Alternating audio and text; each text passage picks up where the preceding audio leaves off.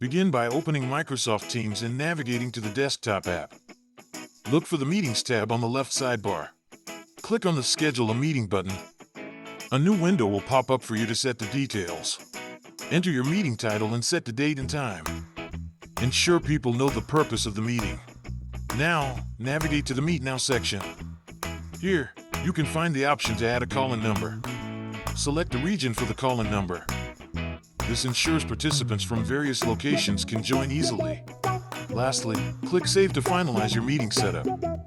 Share the details with your participants to keep everyone in the loop. Participants can now join using the provided call-in number. Make sure they have the right information ahead of time. Encourage participants to test their audio before the meeting. This mitigates any technical issues. Emphasize the importance of etiquette during the call. Mute when not speaking to avoid disturbances. Lastly, encourage feedback post-meeting for continuous improvement.